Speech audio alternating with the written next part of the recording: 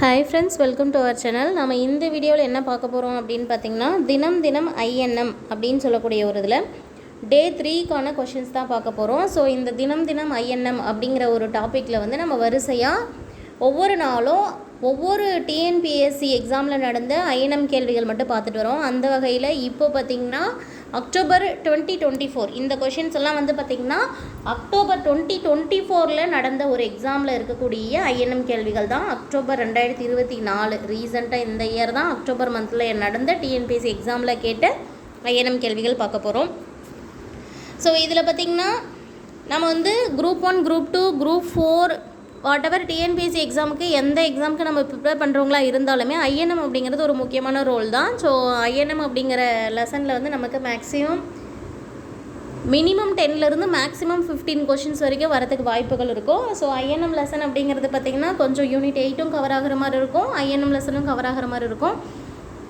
So நம்ம முதல் வீடியோவில் பார்த்திங்கன்னா இந்த தினம் தினம் ஐஎன்எம் அப்படிங்கிறதுல முதல் வீடியோவில் பார்த்திங்கன்னா சிலபஸ் என்ன அப்படிங்கிறதையும் சொல்லியிருப்போம். ஐஎன்எம் அப்படின்னா அதில் என்னென்ன டாபிக்ஸ் வரும் அப்படிங்கிறதையும் சொல்லியிருப்போம். ஸோ அந்த வீடியோவிலேருந்து ஃபஸ்ட் வீடியோ, செகண்ட் வீடியோ பார்க்காதவங்க ஒரு டைம் பார்த்துட்டு இந்த வீடியோ கண்டினியூ பண்ணிக்கோங்க. ஸோ ரொம்ப யூஸ்ஃபுல்லாக இருக்கும். கொஷின்ஸ் எப்படி கேட்குறாங்க அப்படிங்கிறத வந்து நீங்கள் அனலைஸ் பண்ணிக்கிட்டிங்கன்னா அதை பேஸ் பண்ணி உங்களுக்கு படிக்கிறதுக்கு ஈஸியாக இருக்கும். இப்போ கொஷின்ஸ்குள்ளார போயிடலாம். முதல் கொஷினை பாருங்கள். 1863ஆம் ஆண்டு இந்திய சிவில் சர்வீஸ் தேர்வில் வெற்றிகரமாக தேர்வு செய்யப்பட்ட முதல் நபர் யார் அப்படின்னு கேட்டிருக்காங்க. சத்யேந்திரநாத் தாகூர். ரொம்ப ரொம்ப முக்கியமான கேள்வியும் அண்ட் தென் ரிப்பீட்டடாக கேட்கக்கூடிய கேள்வி பார்த்திங்கன்னா 1863ஆம் ஆண்டு இந்திய சிவில் சர்வீஸ் தேர்வில் ஃபஸ்ட்டு வெற்றி பெற்ற முதல் நபர் யார் அப்படின்னு பார்த்திங்கன்னா சத்யேந்திரநாத் தாகூர். சரியா? இந்த கேள்வி அடிக்கடி கேட்கக்கூடிய கேள்வி தான். சரியா? அடுத்து பாருங்கள். Next question. பின்வரும் ஆசிரியர்கள் எழுதிய நூல்களின் இணையில் தவறான இணை எது அப்படின்னு கேட்டிருக்காங்க. இதில் பார்த்திங்கன்னா ஆசிரியரின் நூல்களையும் பொருத்தியிருப்பாங்க. எல்லாமே வந்து ஒரு 4 ஆப்ஷனில் 3மே சரியாக இருக்கும். இந்த ரெண்டாவது பாருங்களேன். தயானந்த சரஸ்வதி அவர்கள் ஆனந்த மடம் அப்படிங்கிற நூலை எழுதினாங்கன்னு கொடுத்துருக்காங்க. ஸோ ஆனந்த மடம் அப்படிங்கிற நூல் எழுதினவங்க யாருன்னு பார்த்திங்கன்னா பங்கிம் சந்திர சட்டர்ஜி அவர்கள். ஸோ இது மட்டும் தவறாக இருக்குது. மற்றபடி பார்த்திங்கன்னா ராஜாராம் மோகன் ராய் வந்து சம்மத் கௌமுகி அப்படிங்கிறது வந்து அவரால் எழுதப்பட்டது தான். அண்ட் தென் தாதாபாய் நவ்ரோஜி என்ன பண்ணியிருப்பாங்க அப்படின்னா இந்தியாவில் ஆங்கிலேயர்களுடைய தன்மை இல்லாத ஆட்சி, அதாவது பிரிட்டிஷ்காரர்களின் ஒவ்வாத ஆட்சி ப்ளஸ் இந்தியர்களுடைய வறுமை அப்படிங்கிறத பற்றி ஒரு நூல் எழுதியிருப்பார். லாலா லஜபதி அவர்கள் எழுதின ஒரு என்னுடைய நாடு கடத்தலின் கதை அப்படின்னு சொல்லி ஒரு நூல் எழுதியிருப்பாங்க. ஸோ மீதி 3மே இதில் சரியாக இருக்குது. இந்த சரியாக இருக்கிறதையும் நீங்கள் நல்லா பார்த்து வச்சுக்கணும். தவறாக இருக்கிறதுல என்ன தவறு அப்படிங்கிறத நீங்கள் தெரிஞ்சு வச்சுக்கணும். சரியா? நெக்ஸ்ட் கேள்விக்கு போயிடலாம். பாருங்கள். இதில் பின்வருவனற்றுள் எது ஒன்று தென்னிந்திய புரட்சிக்கான காரணம் ஆகாது? ஐஎன்எம் பொறுத்த வரைக்கும் தொடக்க கால போராட்டங்கள் ப்ளஸ் இந்த தென்னிந்திய புரட்சி அப்படிங்கிறது ரொம்ப ரொம்ப முக்கியமானது. ஸோ கொடுத்துருக்கிற 4 காரணங்களில் தென்னிந்திய புரட்சி வந்ததுக்கான காரணம் இல்லாதது ஒன்று இருக்குது. என்ன அப்படின்னு பார்த்திங்கன்னா ஃபர்ஸ்ட் காரணத்தை பார்த்துக்கோங்க. தஞ்சாவூர் ஆட்சியாளர்கள் அரசியல் உரிமைகளை இழந்தனர் அப்படிங்கிறது வந்து அதோடைய ஒரு ரீசன் தான். அதே போல் திருச்சிராப்பள்ளி மற்றும் சிவகங்கை பிரகடனம் வந்து இதோட தொடர்புடையதான். தென்னிந்திய புரட்சி ஏற்பட்டதுக்கான ஒரு காரணம் தான். பிரெஞ்சு மற்றும் போர்ச்சுகீசியர்களின் ஆதரவுன்னு கொடுத்துருக்காங்களே. ஆக்சுவலாக வந்து அதாவது தமிழகத்தில் இருக்கக்கூடிய, அதாவது இந்தியாவை ஆண்ட அந்த தலைவர்கள் இருப்பாங்க இல்லையா, மன்னர்கள், அவங்களுக்கு பிரெஞ்சுக்காரர்களோ போர்ச்சுகீசியர்களோ ஆதரவு வந்து அப்போ கொடுத்துருக்க மாட்டாங்க. ஆனால் இங்கே ஆதரவின் காரணமாக தென்னிந்திய புரட்சி ஏற்பட்டதுன்னு கொடுத்துருக்காங்க இல்லையா. ஸோ அது வராது. அதே போல் வருவாய்த்துறையில் லஞ்சம் ஊடுருவது அப்படிங்கிறது ஒரு முக்கியமான காரணம் தென்னிந்திய புரட்சி ஏற்பட்டதுக்கு. இங்கே வந்து காரணம் இல்லாதது தான் கேட்டிருக்காங்க. ஸோ கொடுத்துருக்கிற 4 ரீசனில் வந்து பிரெஞ்சு மற்றும் போர்ச்சுகீசியர்களுடைய ஆதரவு அப்படிங்கிறது தென்னிந்திய புரட்சிக்கான காரணம் கிடையாது. அடுத்த கேள்வி பாருங்கள். இந்தியாவில் மெக்காலேவியன் கல்வி முறையை அறிமுகப்படுத்தியவங்க யார் அப்படின்னு கேட்டிருக்காங்க. சரியா? இந்தியாவில் இந்த மெக்காலேயன் கல்வி முறையை கொண்டு வந்தவங்க யாருன்னு பார்த்தீங்கன்னா வில்லியம் பெண்டிங் காலத்தில் தான் இந்த மெக்காலே வந்து என்ன பண்ணியிருப்பாங்கன்னா மெக்காலே கல்வி முறை அப்படிங்கிறத கொண்டு வந்திருப்பாங்க. ஸோ அதை பேஸ் பண்ணி அவர் தான் வந்து வில்லியம் பெண்டிங் அறிமுகப்படுத்தியிருப்பார். அடுத்த கேள்வி. 1857 புரட்சியின் போது ஆங்கிலேயரின் மிக முக்கியமான மற்றும் தவிர்க்க முடியாத எதிரியாக இருந்தவர் யார் அப்படின்னு கேட்டிருக்காங்க. ஸோ ஆங்கிலேயர்கள் வந்து பார்த்திங்கன்னா 1857 பெரும் புரட்சியின் போது அவர்களே பார்த்து வியந்த ஒரு பெண் போராட்ட வீரர், அதாவது விடுதலை போராட்டத்தில் அந்த புரட்சியில் ஈடுபட்டவங்க யாருன்னு பார்த்தீங்கன்னா ஜான்சி ராணி லக்ஷ்மிபாய் அவர்கள். ஸோ ராணி லக்ஷ்மி அப்படிங்கிறது தான் சரியான ஆன்சர். ராணி ஜான்சி அப்படின்னு கொடுத்துருக்காங்க பாருங்கள். அடுத்த கேள்வி. சரியாக பொறுத்துக்கன்னு சொல்லிட்டு 4 மேட்ச் கொடுத்துருக்காங்க. இதில் வந்து ஒவ்வொருத்தவங்களும் எந்த இடத்துடைய கலெக்டராக இருந்தாங்க அப்படிங்கிறத கொடுத்துருப்பாங்க. இதில் பார்த்திங்கன்னா ஃபஸ்ட்டும் 4வது தான் சரியாக இருக்கும். பி ஹீரிட்ஸ் அப்படிங்கிறவங்க வந்து திண்டுக்கல் கலெக்டராக இருந்திருப்பாங்க. அண்ட் தென் தாமஸ் மன்ரோ அப்படிங்கிறவங்க கனடா கலெக்டராக இருந்திருப்பாங்க. இது ரெண்டும் தான் சரியாக பொருத்தப்பட்டிருக்கு. ஸோ இந்த ஜாக்சன் அப்படிங்கிறவங்களோ எஸ்ஆர் லூஷிங்டன் அப்படிங்கிற ஃபெமிலியரான பேர். இதில் என்ன தவறு இருக்குது அப்படிங்கிறத நீங்கள் கமெண்ட் பண்ணுங்கள். சரியா, அது ரெண்டும் எதனால் தவறு அப்படிங்கிறத கமெண்ட் பண்ணுங்கள். அடுத்த கேள்வி, டேஸில் கலோனல் ஸ்டீவன்சன் ஒரு பிரகடனத்தை வெளியிட்டார். கலோனல் ஸ்டீவன்சன் அவர்களால் ஒரு பிரகடனம் வெளியிடப்பட்டது எப்போ அப்படின்னு பார்த்தீங்கன்னா ஏப்ரல் 20, 1801 அன்று. சரியா, அது ஸ்டீவன்சன் பிரகடனம் வந்து ரொம்ப முக்கியமானது. அடுத்து பாருங்கள், வேலூர் புரட்சியில் ஈடுபட்ட எத்தனை சிப்பாய்களுக்கு தாங்கள் செய்த செயலுக்காக மன்னிப்பு கோர கூறி 500 கசையடி கொடுக்கப்பட்டது. ஸோ 1806 ஆண்டு வேலூர் புரட்சி நடைபெற்றிருக்கும். சரியா, 1806 வேலூர் புரட்சி நடைபெற்றிருந்திருக்கும். இந்த வேலூர் புரட்சியில் பார்த்திங்கன்னா ஈடுபட்ட எத்தனை சிப்பாய்களுக்கு அவங்க செஞ்ச செயலுக்காக மன்னிப்பு கேட்கணும் அப்படின்னு சொல்லிட்டு 500 கசைடி கொடுத்துருப்பாங்க. எத்தனை சிப்பாய்கள்னு பார்த்திங்கன்னா 19. அடுத்த கேள்வி பாருங்கள், கீழே கொடுக்கப்பட்டுள்ள நிலமானிய முறையை பற்றிய குறிப்புகளில் எது சரியானது அப்படின்னு கேட்டிருக்காங்க. சரியா, இதில் பார்த்திங்கன்னா 1, 2 இது ரெண்டும் வந்து சரியாக இருக்கும், 3, 4 தவறாக இருக்கும். அது என்ன அப்படின்னு பாருங்கள், நிலமானிய முறையில் மக்கள் கிராமப்புற வாழ்க்கையில் வாழ்ந்தனர். ஸோ நிலமானிய முறை அப்படின்னாவே மக்கள் என்ன மாதிரியான வாழ்க்கை வாழ்ந்தாங்க? கிராமப்புற வாழ்க்கை தான் வாழ்ந்தாங்க. ஒரு பண்ணையில் கோவிலும் தானிய கிடங்கும் இருந்தது அப்படின்னு சொல்கிறாங்க இந்த நிலமானிய முறையில். ஆமாம், இது ரெண்டும் சரியானது. நிலமானிய பிரபுக்கள் மன்னருக்கு விசுவாசமாக இருந்தனர். பிரான்சில் நிலமானிய முறை முதலில் ஒழிக்கப்பட்டதுன்னு கொடுத்துருக்காங்க இல்லையா, இது ரெண்டும் தவறானது. சரியா, 1 மற்றும் 2 சரியானது, 3, 4 தவறானது. அடுத்த கேள்வி, பின்வரும் வாக்கியங்களில் சரியானவற்றை தேர்வு செய்க அப்படின்னு கொடுத்துட்டு 4 கொடுத்துருக்காங்க. சரியா, இதில் சுத்தி இயக்கத்தை ஆத்மரம் பாண்டரக என்பவர் நிறுவினார் அப்படின்னு கொடுத்துருக்காங்க. சுத்தி இயக்கம் யாரால் துவங்கப்பட்டது? தயானந்த சரஸ்வதி அவர்கள். சுத்தி இயக்கத்தை துவங்கியவர் யார்? தயானந்த சரஸ்வதி. ஸோ அடுத்த கேள்வி பாருங்கள், சத்திய தர்மசாலையை ராமலிங்க அடிகள் உருவாக்கினார். இது சரியானது தான். கேட்டிருக்கிறதே என்ன? சரியானது தேர்வு செய்ய சொல்லியிருப்பாங்க. So answer is B. Ramakrishna மிஷனை ராமகிருஷ்ண பரமஹம்சர் தோற்றுவிட்டார் அப்படின்னு கொடுத்துருக்காங்க. ஆக்சுவலாக வந்து ராமகிருஷ்ண மிஷனை வந்து ராமகிருஷ்ணரின் மீது இருந்த பற்றின் காரணமாக அவருடைய மிக முக்கியமான முதன்மையான சீடரான விவேகானந்தர் அவர்கள் தோற்றுவித்திருப்பாங்க. சரியா, ராமகிருஷ்ண மிஷனை தோற்றுவித்தவர் விவேகானந்தர். நம்ம இங்கே வந்து ராமகிருஷ்ண பரமஹம்சர் கொடுத்துருக்காங்க இல்லையா, இது தவறானது. அகமதியர்களுக்கு பொதுவாக மசூதி வழிபாடு இருந்தது அப்படின்னு கொடுத்துருக்காங்க. ஸோ அகமதியர்களுக்கு பொதுவான மசூதி வழிபாடு இல்லை. சரியா, ஸோ இது எல்லாமே தவறானது. சரியாக இருக்கக்கூடியது இந்த ராமலிங்க அடிகளாரால் உருவாக்கப்பட்ட சத்திய தர்மசாலை அப்படிங்கிறது மட்டும் சரியாக இருக்குது. இந்திய தேசிய காங்கிரஸின் முதல் கூட்டத்தொடர் எங்கே நடைபெற்றது அப்படின்னு கேட்டிருக்காங்க. Answer is Bombay. ஆன்சர் என்ன? பம்பாய்.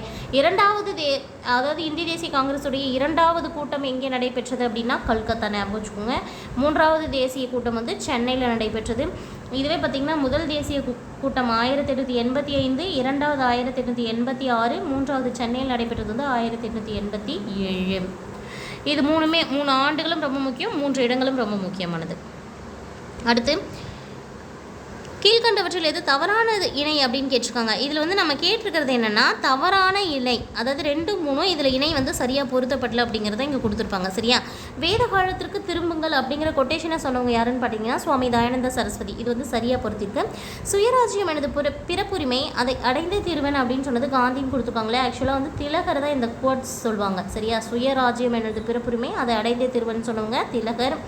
ஜெய் ஜவான் ஜெய் கிசான் அப்படின்னு சொன்னவங்க வந்து பார்த்திங்கன்னா பகத்சிங் கிடையாது. சரியா, ஜெய் ஜவான் ஜெய் கிசான் அப்படிங்கிறது யார் சொன்னதுன்னு நீங்கள் இப்போ வந்து கமெண்ட் பண்ணணும். நீண்ட வருடங்களுக்கு முன் நாம் விதியுடன் ஒரு ஒப்பந்தம் செய்து கொண்டோம் அப்படின்னு சொல்லிட்டு ஜவஹர்லால் நேரு சொல்லியிருப்பார். இதுவும் சரியானது. ஸோ இதில் ஃபஸ்ட்டும் லாஸ்ட்டும் சரியாக இருக்குது, 2, 3 தவறாக இருக்குது. இங்கே தவறானது அப்படின்னு கேட்டிருக்காங்க. ஸோ 2, 3 இணை கிடையாது, தவறானது. அடுத்தது, தமிழ்நாட்டின் ரூசோ என்று அழைக்கப்படுவர் யார்? ஈவி ராமசாமி. அதாவது பெரியார் அவர்களுடைய ஒரு சிறப்பு பெயர் என்ன அப்படின்னு பார்த்தீங்கன்னா தமிழ்நாட்டின் ரூசோ என்று அழைக்கப்படுகிறார். அடுத்து பாருங்க, ராஜாராம் மோகன் ராயின் மிராத்துல் அக்பர் பதிப்பை நிறுவியதற்கான காரணம். அதாவது ராஜாராம் மோகன் ராய் வந்து மிராத்துல் அக்பர் அப்படின்னு சொல்லிட்டு ஒரு பதிப்பு அச்சகம் வந்து நிறுவியிருப்பாங்க. அந்த நியூஸ் பேப்பர் வந்து அவர் கொண்டு வந்ததுக்கான காரணம் என்ன அப்படின்னா உரிமை விதிகள் வந்து பெற்றுத்தரணும் அப்படிங்கிறதுக்காக. அடுத்தது, கீழ்கண்ட சட்டங்களில் எது தவறாக பொருத்தப்பட்டுள்ளது? அதாவது ஒவ்வொரு சட்டத்திற்கும் ஒரு வருஷம் இருக்கும். சதி ஒழிப்பு சட்டம் அப்படின்னு பார்த்தீங்கன்னா 1829 வந்திருக்கும். விதவை மறுமண சட்டம், விதவைகள் மறுமணம் செய்து கொள்ளலாம் அப்படின்னு சொல்லிட்டு 1856 ஒரு சட்டம் கொண்டு வந்திருப்பாங்க. குழந்தை திருமணத்தை தடை செய்யணும் அப்படின்னு சொல்லிட்டு குழந்தை திருமண தடை சட்டம் 1872 கொண்டு வந்திருப்பாங்க. சிசுக்கொலை சட்டம், அதாவது பெண் சிசு கொலை எப்போது கொண்டு வரப்பட்டது? இங்கே வந்து 1895 அப்படின்னு கொடுத்துருக்காங்க. பெண் சிசு கொலை சட்டம் எப்போது கொண்டு வரப்பட்டது? பெண் சிசு கொலையை தடை செய்யும் சட்டம் எப்போது கொண்டு வரப்பட்டது அப்படின்னு சொல்லிட்டு அந்த இயரை கமெண்ட் பண்ணுங்கள். அடுத்த கேள்வி பாருங்கள். பட்டியல் 1, 2 பொருத்தி கொடுக்கப்பட்டுள்ள குறியீடை கொண்டு சரியான விடையை எடுங்க அப்படின்னு கொடுத்துருக்காங்க. அதாவது இது எல்லாமே ராமலிங்க அடிகளோடைய தொடர்புடைய இடங்கள் தான். அவர் ஒவ்வொரு இடத்துலையும் ஒவ்வொரு அமைப்புகள் உருவாக்கியிருப்பாங்க. ஸோ அதுதான் கருங்குழி, வடலூர், மருதூர், மெட்ராஸ், இது எல்லாமே அவர் என்ன பண்ணியிருக்கார் அப்படிங்கிறத பேஸ் பண்ணி பாருங்கள். ஃபர்ஸ்ட் வந்து கருங்குழி அப்படின்னு சொல்லக்கூடியது வந்து சமரச சுத்த சன்மார்க்க சங்கம் அமைக்கப்பட்ட இடம். வடலூரில் வந்து ஒரு சத்திய ஞான சபையை நிறுவியிருப்பாங்க. மருதூரில் பார்த்திங்கன்னா மருதூர் அப்படிங்கிறது சிதம்பரம் பக்கத்தில் ஒரு சின்ன கிராமமாக இருக்கும் மருதூர் அப்படிங்கிறது. மெட்ராஸ் வந்து முதல் திருமுறை இயற்றப்பட்டது. அதாவது முதல் திருமுறை இயற்றப்பட்ட இடம் மெட்ராஸ், அதாவது சென்னையில். கருங்குழி அப்படிங்கிறது சமரச சுத்த சன்மார்க்க சங்கம் ஏற்படுத்தப்பட்ட இடம். வடலூர் வந்து சத்தியஞான சபை தோற்றுவிக்கப்பட்ட இடம். மருதூர் அப்படிங்கிறது சிதம்பரம் அருகே உள்ள ஒரு மிகச்சிறிய கிராமம் தான் மருதூர். அதுதான் வந்து அவருடைய பிறந்த ஊர்.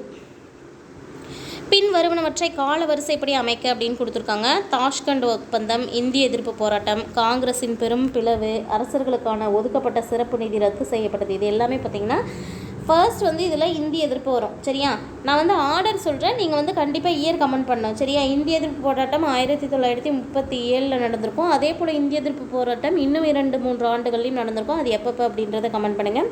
அடுத்தது பார்த்திங்கன்னா தாஷ்கண்ட் ஒப்பந்தம். அதுக்கு பிறகு காங்கிரஸில் ஒரு பெரும் பிளவு ஏற்படும். அதன் பிறகு அரசர்களுக்கு ஒதுக்கப்பட்ட சிறப்பு நிதி வந்து ரத்து செய்யப்படும். ஸோ இந்த ஆர்டரில் இயரை வந்து கமெண்ட் பண்ணுங்கள். அடுத்து கீழ்கண்ட 1986 புதிய கல்விக் கொள்கையின் கூற்றை ஆராய்ந்து அதன் தவறான கூற்றுகளை கொடுக்கப்பட்டுள்ள குறியீடுகளை கொண்டு தேர்ந்தெடு அப்படின்னு கொடுத்துருக்காங்க. சரியா, 1986 புதிய கல்விக் கொள்கை கொண்டு வந்திருப்பாங்க. அந்த கல்விக் கொள்கையை வச்சு அதில் தவறானது என்ன அப்படின்னு கேட்டிருக்காங்க. கரும்பலகை திட்டம் உயர்கல்வி நிறுவனங்களில் செயல்படுத்தப்பட்டது. நவோதயா வித்யாலயா பள்ளிகள் தமிழ்நாடு முழுவதும் தொடங்கப்பட்டது. இந்தியாவில் தன்னாட்சி கல்லூரிகள் திட்டம் உருவாக ஊக்கமளித்தது அப்படின்னு கொடுத்துருக்காங்க. இதில் வந்து தவறானது பார்த்திங்கன்னா 2 மற்றும் 3. சரியா, 2, 3 தவறானது. கரும்பலகை திட்டம் உயர்கல்வி நிறுவனங்களில் செயல்படுத்தப்பட்டது அப்படிங்கிறது சரியானது.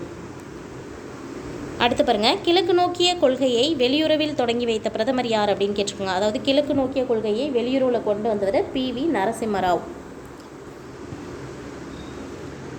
அடுத்த கேள்வி, 1953 அமைக்கப்பட்ட முதல் பிற்படுத்துவோருக்கான ஆணையத்தின் தலைவர் யார் அப்படின்னு பார்த்தீங்கன்னா காகா கலேல்கர். அடுத்தது சத்யசோதக் சமாஜத்தை தோற்றுவித்தவர் ஜோதிராவ் புலே. ரொம்ப முக்கியமான கேள்வி. சுப்பிரமணிய பாரதி பங்கு பெற்ற இந்திய தேசிய காங்கிரஸ் கூட்டத்தொடர். அதாவது பாரதியார் வந்து ஒரு காங்கிரஸ் கூட்டத்தொடரில் பங்கு பெற்றிருந்திருப்பார். அது எதுன்னு கேட்டிருக்காங்க. 1907 நடைபெற்ற சூரத் காங்கிரஸ் மாநாட்டில் அவர் வந்து கலந்திருப்பார். அவர் மிதவாதியா தீவிரவாதி பக்கம் இருந்தாரா அப்படிங்கிறத நீங்கள் கமெண்ட் பண்ணுங்கள். தமிழ்நாட்டில் தூய தமிழ் இயக்கத்தை தொடங்கியவர் யார் அப்படின்னு கேட்டிருக்காங்க. மறைமலை அடிகள். இதை வந்து தனித்தமிழ் இயக்கம் அப்படின்னு சொல்லுவாங்க. அடுத்த கேள்வி, இந்தியாவில் பாராசி இயக்கத்தை நிறுவியவர் யாருன்னு கேட்டிருக்காங்க. ஹாஜி ஷரியதுல்லா தான். சரியா, இந்தியாவில் ஃபராசி இயக்கத்தை தோற்றுவித்தவர் ஹாஜி ஷரியதுல்லா. ரொம்ப முக்கியமான கேள்வி. ஃபராசி இயக்கம் ஹாஜி ஷரியதுல்லா. EV ராமசாமி வைக்கம் சத்தியாகிரகத்தில் பங்கு கொண்ட ஆண்டு எதுன்னு கேட்டிருக்காங்க. வைக்கம் சத்தியாகிரகத்தில் பெரியார் ஈடுபட்டது 1924. அடுத்த கேள்வி மேட்சிட் கொடுத்துருக்காங்க. சரியா, நீதி கட்சி அப்படிங்கிறது பார்த்திங்கன்னா TM நாயர் அவர்களால் தோற்றுவிக்கப்பட்டது. சுயமரியாதை இயக்கத்தை தோற்றுவித்தவர் EV ராமசாமி.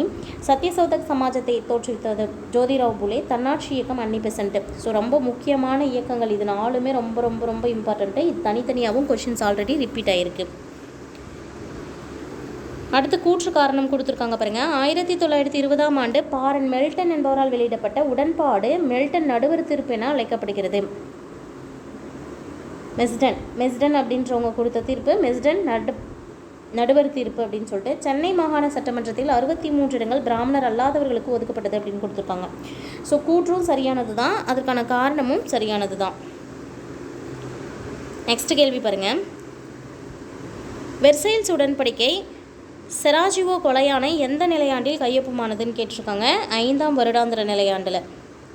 அடுத்தது அமெரிக்க காங்கிரஸ் நாடாளுமன்றத்தில் வில்சனின் திட்ட விவரங்கள் எடுத்துரைக்கப்பட்ட ஆண்டு எது அப்படின்னு கேட்டிருக்காங்க. அமெரிக்காவுடைய காங்கிரஸ் நாடாளுமன்றம் இருக்கு இல்லையா, அதில் வில்சனுடைய திட்ட விவரங்கள் எடுத்துரைக்கப்பட்ட ஆண்டு 1918. நெக்ஸ்ட் கேள்வி பாருங்கள். வேற்றுமையில் ஒற்றுமை என்ற சொற்றொடரை உருவாக்கியவர் யார் அப்படின்னு கேட்டிருக்காங்க. வேற்றுமையில் ஒற்றுமை அப்படிங்கிற வார்த்தையை உருவாக்குனது ஜவஹர்லால் நேரு அவர்கள். வங்காளத்தின் முதல் ஆங்கில கவர்னராக இருந்தவர் யாருன்னு கேட்டிருக்காங்க. Robert Clive. ரொம்ப முக்கியமான கேள்வி. வங்காளத்தின் முதல் ஆங்கில கவர்னராக இருந்தவர் ராபர்ட் கிளைவ். அடுத்த கேள்வி, ஆங்கிலேய கிழக்கிந்திய கம்பெனியால் சென்னை பட்டணம் எந்த ஆண்டு வாங்கப்பட்டது? ரொம்ப ரொம்ப முக்கியமானது. 1639 ஆண்டு சென்னப்ப நாயக்கர் அப்படின்னு சொல்லக்கூடிய ஒரு மன்னர்கிட்ட இருந்து சென்னை பட்டணத்தை வந்து ஆங்கிலேயர்கள் குத்தகைக்கு பெற்று அதை வந்து பிடிச்சிருந்திருப்பாங்க. 1639 அப்படிங்கிறது சரியான ஆன்சர்.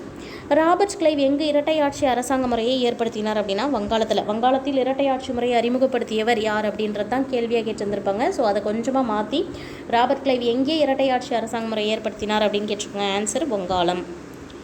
அடுத்த கேள்வி, ஸ்டேட்மெண்ட் அதாவது கூற்று காரணம். இந்தியாவில் பிரிட்டிஷ் பேரரசை உண்மையாய் நிறுவியவர் ராபர்ட் கிளைவ். வங்காள மக்களின் அழிவின் சிற்பி ராபர்ட் கிளைவ் ஆவார். ஸோ இது ரெண்டுமே வந்து சரியானது தான். பாருங்கள், கூற்று ஏ மற்றும் ஆர், அதாவது கூற்றும் சரியானது, ரீசன் காரணமும் சரியானது. அடுத்து பாருங்கள், இந்தியாவிற்கு வருகை தந்த ஐரோப்பியர்களை பற்றி தேர்ந்தெடுக்க அப்படின்னு கொடுத்துருக்காங்க. இந்தியாவிற்கு நேரடி கடல்வழி பாதை 13ஆம் நூற்றாண்டில் நிறைவு பகுதியில் மேற்கொள்ளப்பட்டது. அதே போல் போர்ச்சுகீசியர்கள் தங்கள் வணிகத்தலங்களை இந்தியாவின் மேற்கு கடற்கரை பகுதியில் நிறுவினர். முதலாவது இயேசு சபை 1580ஆம் ஆண்டு பதேபூர் சிக்ரியில் உள்ள முகலாய அரண்மனையை வந்தடைந்தார் அப்படின்னு கொடுத்துருக்காங்க. சரியா? ஸோ இதில் ஐரோப்பியர்களை பற்றி தேர்ந்தெடுக்க சொல்லியிருக்காங்க. இதில் வந்து சரியானது என்ன அப்படின்னு பார்த்தீங்கன்னா, ஐரோப்பியர்களுக்கு சம்மந்தப்பட்டது 2 மற்றும் 3 தான். ஃபஸ்ட் இருக்கக்கூடியது வராது. சரியா? 2, 3 ஐரோப்பியர்களோட தொடர்புடையது. அடுத்த கேள்வி பாருங்கள், இங்கிலாந்து பம்பாயை டேஸாக பெற்றது. அதாவது இங்கிலாந்து பிரிட்டிஷாருக்கு பம்பாய் வந்து எப்படி கிடைக்கப்பெற்றது அப்படின்னு பார்த்தீங்கன்னா, போர்ச்சுகீசிய இளவரசியின் திருமண வரதட்சணையாக இங்கிலாந்திற்கு பம்பாய் வந்து வரதட்சணையாக தரப்பட்ட இடம். சரியா? இங்கிலாந்து பம்பாயை எப்படி பெற்றது? போர்ச்சுகீசிய இளவரசியுடைய திருமண வரதட்சணையாக பெற்றது. ஆங்கிலேய அரசர் சர் வில்லியம் தோரிஸ் அப்படிங்கிறவங்க யாரை சந்திக்க அனுப்பினாங்க?